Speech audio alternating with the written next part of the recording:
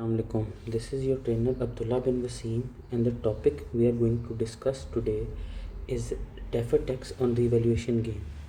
बहुत सारे बच्चों ने मुझे कहा है कि डेफर्ड टैक्स को एक्सप्लेन किया जाए, क्योंकि एक ऐसा एरिया है जिसमें बच्चों को अक्सर प्रॉब्लम आती है। ऊपर से जब रीवैल्यूएशन पे डेफर्ड टैक्स की एप्लीकेशन होती है तो उसकी एंट्री थोड़ी सी चेंज है नॉर्मल डेफर्ड टैक्स से। नॉर्मल डेफर्ड टैक्स में तो हम डेबिट कर देते हैं एक्सपेंस को और क्रेडिट कर देते हैं डेफर्ड टैक्स लायबिलिटी को, लेकिन जो डेफर्ड टैक्स रिवैल्यूएशन गेन पे अप्लाई होता है उसमें एंट्री थोड़ी सी चेंज है।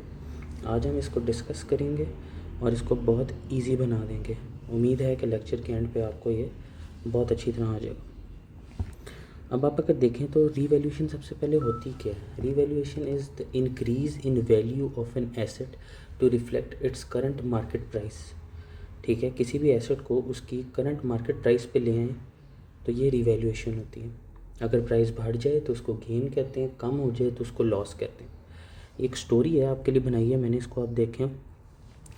फॉर एग्जांपल कि 1 जनवरी 2008 को आप एक मशीन बाय करते हैं 50 मिलियन की। By the end of the year आपको पता लगता है कि उस मशीन की वैल्यू 80 मिलियन हो गई है।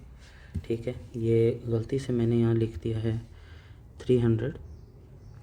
आपको पता लगता है कि 80 मिलियन उसकी वैल्यू हो गई है, तो इसका मतलब है कि 30 मिलियन का आपको गेन आया है। 30 मिलियन का आपको गेन आया है। अब ये गेन किसी भी वजह से हो सकता है कि डिमांड जो है चीज़ की वो चेंज हुई है, गवर्नमेंट की कोई ऐसी पॉलिसीज़ आई हैं जिसकी वजह से उसकी डिमांड में एकदम से इंक्रीज़ आया। जब डिमांड में इंक्रीज़ आता है तो चीज़ की वैल्यू शूट करती है, तो आप रिवैल्यूएशन की एंट्री पास कर देंगे।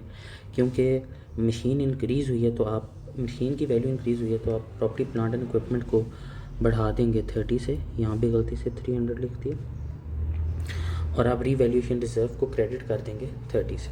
ठीक है, क्योंकि ये गेन है।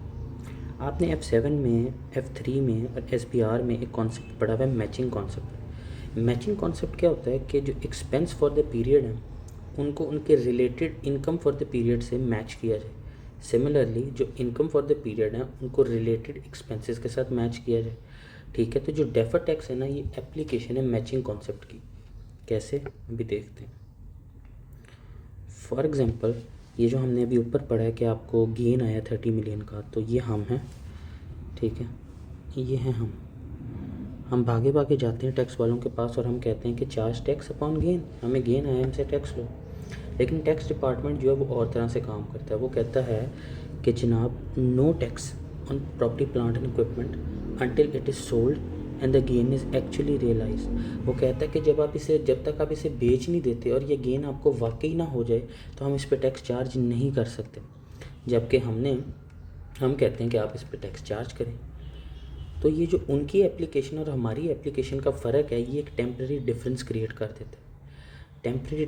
ये एक टेम्प्रेरी डिफरेंस क्रिएट कर देता है। अब टेम्प्रेरी डिफरेंस दो टाइप के होते हैं। एक ऐसा टेम्प्रेरी डिफरेंस होता है जो आपके फ्यूचर के टैक्सेबल प्रॉफिट्स को इंक्रीज़ करता है, और एक ऐसा टेम्प्रेरी डिफरेंस होता है जो आपके फ्यूचर के टैक्सेबल प्रॉफिट्स को डिक्रीज़ करता है।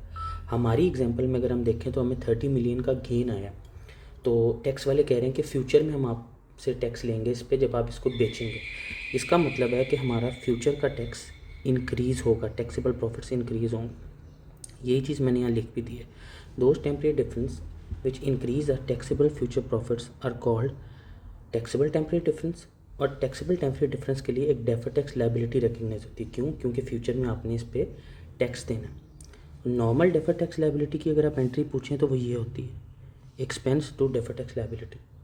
लेकिन रीवैल्यूएशन गेन के चक्कर में केस में हम डेबिट करते हैं रीवैल्यूएशन रिजर्व को, क्योंकि प्रीवियसली आपने ऊपर अगर देखें तो इसका गेन भी रीवैल्यूएशन रिजर्व में बुक किया होता है। तो अब उसको रिवर्स करने के लिए भी हमें डेबिट करना पड़ता है रीवैल्यूएशन रिजर्व, और क्रेडिट डेफर्ड टैक्स लायबिलिटी ही होती है। यह क्यों करते हैं हम, ये मैंने लिखा हुआ है, to follow the matching concept. ठीक है, ये थी वीडियो। उम्मीद करता हूँ आपको पसंद आई। अगर आपको पसंद आई है तो ज़रूर फीडबैक दें, कमेंट करें, ताकि फ्यूचर में इस तरह की वीडियोस आती रहें। Thank you so much.